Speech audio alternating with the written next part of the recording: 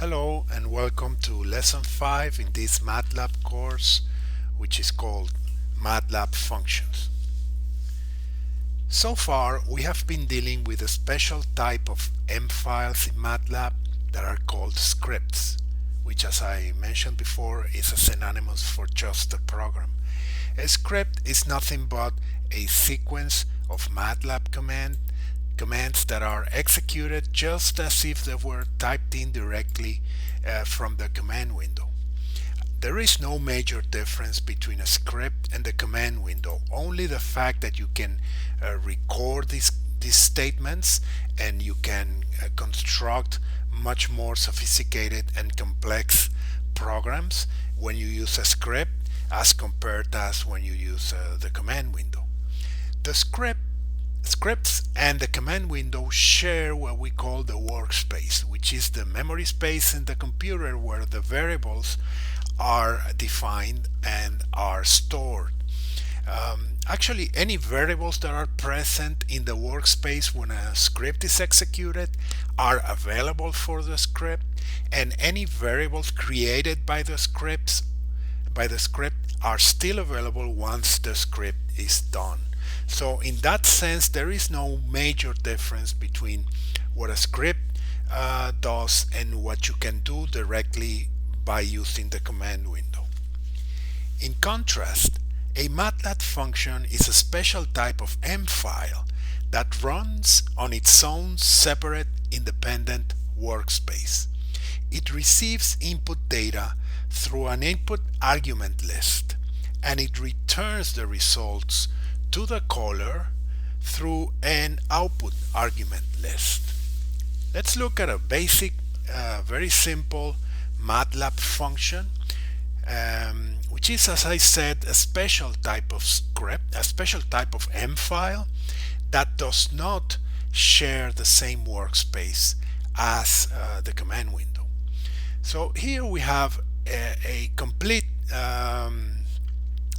function, a complete MATLAB function where you can see the basic structure of it. The first line of a command function is the most important line. It's the line that identifies that M file as a function and not as a script. You can see that the first word that appears in the first line of a MATLAB function is the word function. Then comes the function output or the output argument. Then comes the function name. In this case, the function name is half. And then inside the parentheses, the input arguments, in this case, the variable n. Next, in the second line here, you can see what is the action, what is the purpose, the objective of this particular function, which is simply just take the n input argument divided by 2 and store it as the output argument y. Once a script is done performing its role, then you have to end it with an end command, and that's all there is to a function. Now, as this function gets executed, the variables that are defined inside of it are not available from the regular workspace, but are only available to the caller of this function through the output variable, in this case y. Okay, so there are input variables that the caller passes to the function, in this case n, and then output variables which the function returns, in this case y. Let's try this function in our MATLAB program. In order to have a function, you need to open a new M file, okay? And the M file is going to start with the word function, okay? And then followed by the output argument, equal sign, then the name of the function, and then the input argument, in this case n, okay? Second line is the action or the task that the function does as such, in this case just divide n by 2, and finally the function must be terminated by the command n. Once you construct your function, when you save it as an M file, okay, you need to save it using the same function name. So actually, when you try to save this M file, because MATLAB identifies that this is a function from the function command here, it will give you the default name, which is the function name, in this case half. So you go ahead and save it. It will appear in your current folder as a new M file, but it has a different logo here. It has like a little fx indicating that this is a function. Now this function is now available in your current folder, and it can be used by any color, either from the command window or from a different script. For instance, from the command window you can type half of 10, okay, and by doing half of 10 you are basically calling this function, and the return is going to be the half of 10, which is 5. Okay, you can call the function multiple times, for instance by passing a number of arguments to it inside a vector. Okay, and the resulting or the returned value will also be a vector the same size, containing the halves of each of these vector elements. So basically, right now you have increased the number of available functions in MATLAB by what we call a user-defined function, which is this half function. This is one of the functionalities that is most important in the success of MATLAB, because the fact that a user can define a function that does any specific role that the user wants to accomplish, it makes it possible that the MATLAB library of functions grows and grows from the contributions of many independent users. Okay, so that's how you define a function, and that's how you call a function. However, functions are also available when you call them from a script, not only from the command window. For instance, if you open a new script here, let's save this script as script 2. Okay, then from this script you can type your program just like we are used to doing. Let's say n equals input enter n, and followed by the calling of this function. So now we're going to calculate what is the half of n by calling the function half. So we're going to do this, and then the result, we're going to store it in a new variable that we're going to call a.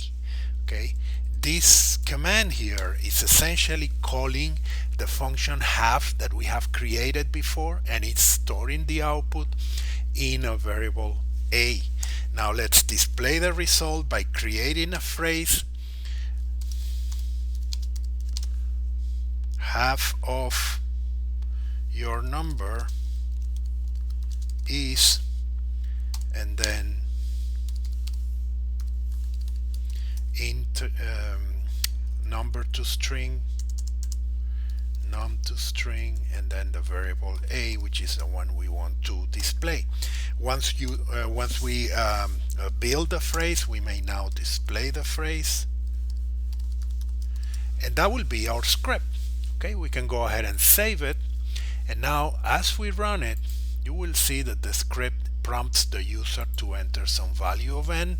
Let's enter, let's say 8, and at the end of the script produces the phrase half of your number is 4, and it did so by calling the function half. Okay, a function may have more than one input argument.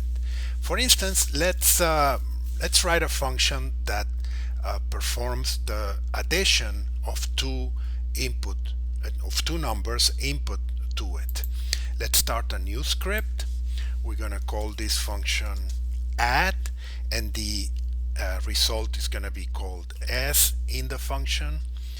And so this is the function name add, and then it's going to have two input arguments, a comma b.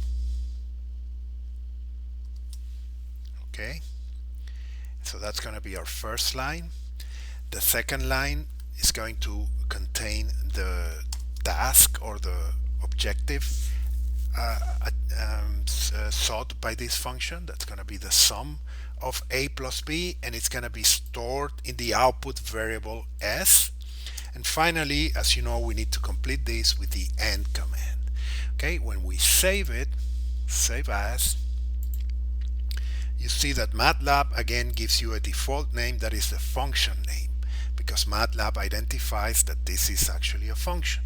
So we'll save it, and now we can call it from the command window, for instance, by displaying the function name, by typing the function name, and then we need to enter the two numbers that we need to add, for instance 3 and 4, and the function is going to return the addition of these two numbers.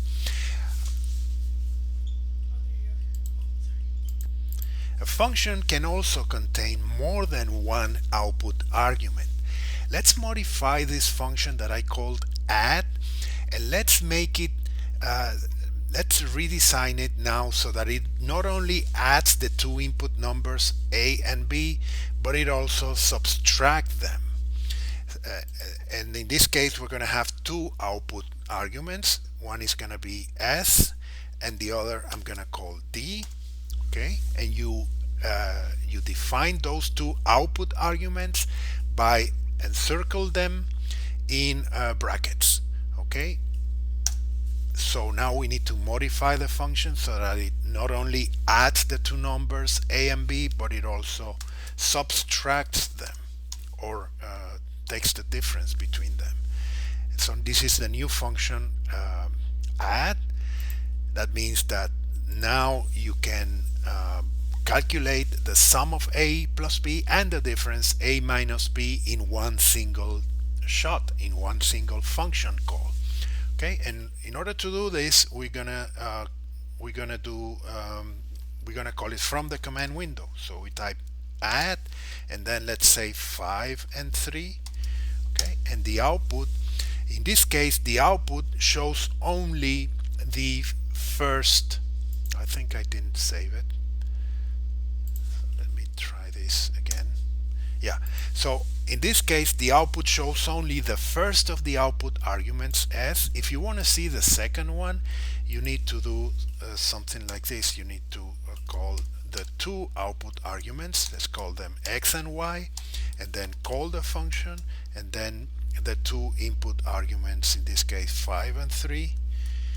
And now you can see that the function provides not only the sum, which is stored as x, but also the difference, which is stored at y. So here we have a function that has two input arguments, it has two output arguments, and it produces the sum at the difference of the two input arguments and returns them as two separate values, s and d. To further illustrate the use of functions, let's write a new script now that's going to use these two functions we have just defined, the function have and the function add, and it's going to use those two functions to calculate the average of two given numbers. So let's open a new script. Let's call this script script 3. Okay, let's save it. And first thing that the script is going to do is it's going to prompt the user for the two numbers to be averaged. We're going to call these numbers a and b.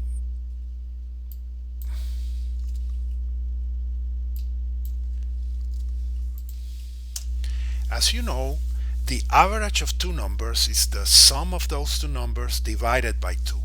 So in order to calculate the average, we're we're going to start by calculating the sum of these two numbers a and b. We're going to call it s, and we're also going to calculate the difference by using the function add that we defined previously and that is already in our workspace. You can see it right here.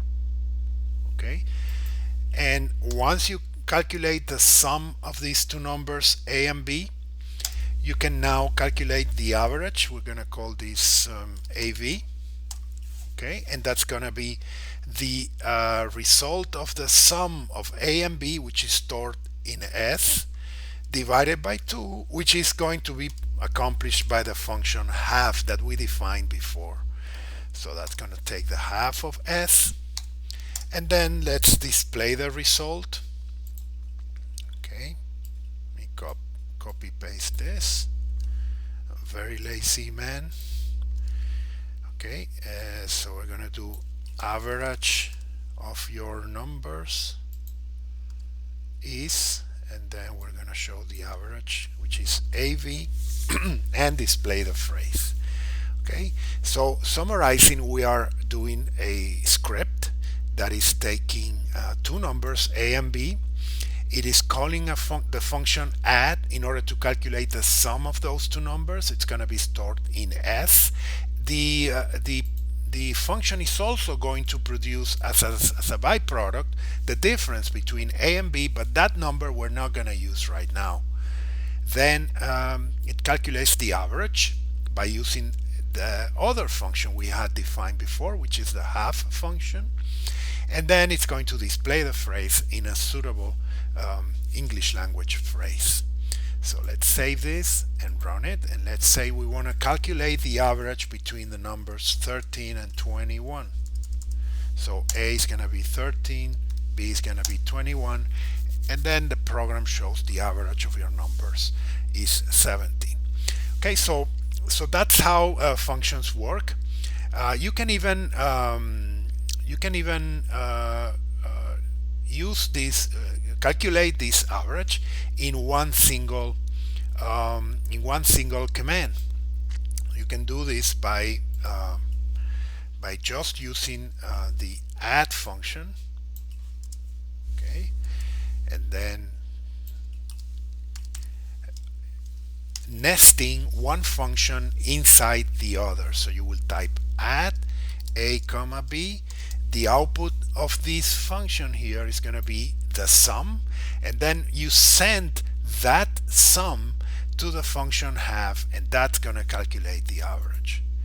So number 1 is 13, number 2 is 21, and then the average is 17.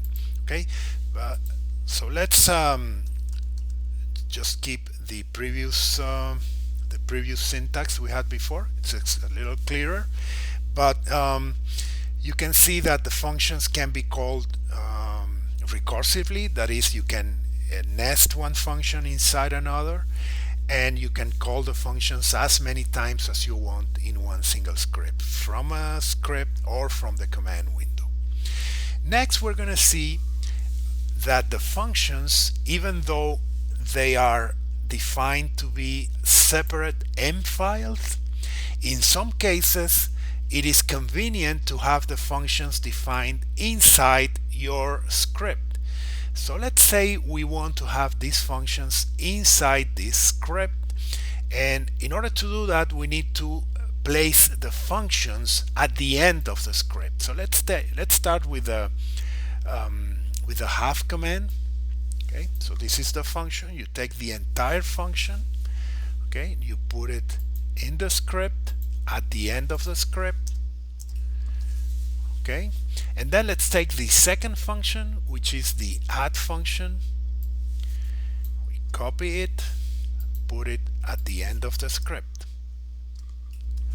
Okay, in that way you don't need to manipulate separate files. You have all your functions available in one single script. Now that seems like an advantage. However, there is a disadvantage of doing this, and that is the fact that when you put the functions inside the script, those functions are available only to that script.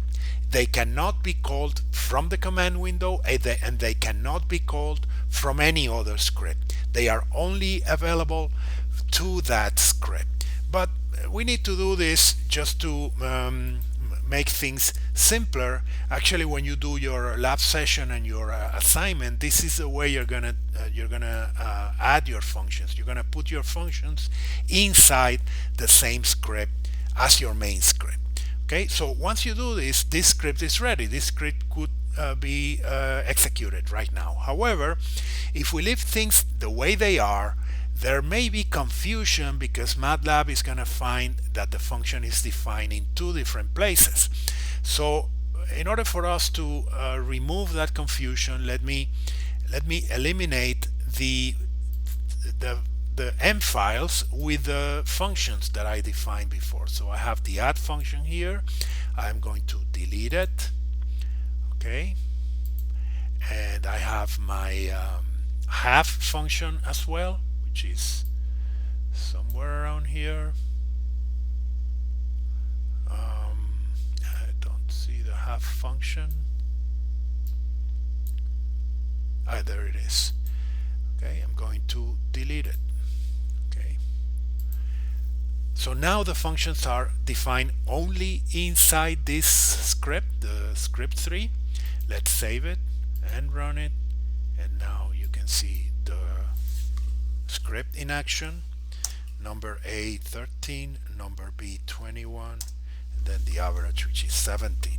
Okay, so summarizing, you can have your functions defined as a separate M file, but you can also have your functions defined at the end of your main script, but you cannot have both. So if you define your function in your main script, you cannot have it defined as a separate file unless you give it as a different name. Another thing to keep in mind with functions is that even though sometimes in scripts it may be useful to start the script with a clear command. Many coders start with a clear command and then CLC just to clear the command window as well. This can be a very healthy practice. However, you do not want to include the clear command inside a function, because when you do that, you're going to clear all the memory and all the memory positions that the function needs to be executed. So you never use, as a rule of thumb, you never use clear command inside a function. Okay, and with that, I think we're done with the functions. We have covered this topic, which is a very important topic for MATLAB programmers. And when you go to your assignment and your lab sessions, you will see that the functions that are the exercises that are proposed there are aimed at two different tasks. One of them is to define the function, to write the function as such. Okay, that is one important objective of this lesson. The second objective of this lesson is to call the function properly. So you need to know how to write a function and how to call the function. One hint that can be useful in that in this kind of exercises is you need to keep in mind that the syntax of the function should be very similar or almost the same when you call the function as compared to the first line of the function. So for instance, here I am calling the function add, and this is the syntax. The first line of the function add should be pretty much the same, okay, except for the word function that has to be added in the first line of the function. So keep in mind that the syntax can be the same or even exactly the same, but it doesn't need to be exactly the same, in the sense that these variables a and b are called differently in the main script as they are called in the function itself. You can see here that I'm using lowercase, and in the main script I'm using capitals. That means that the variables are called differently in the main script as in the function. That is perfectly okay. It doesn't really matter if the variables are called differently as long as the program is correctly written. For instance, in this half function here, the argument of the half in the main script is called s, and the argument of the half in the function is called n. The output of the half function in the function is called y. The output of the function in the main script is called av. That's perfectly fine as long as you know what you're doing. You keep tabs on the meaning of each variable. The variables, the input and output variables, can be called differently in the main script and in the function itself. And with that, that concludes my lesson today. I'll see you next time.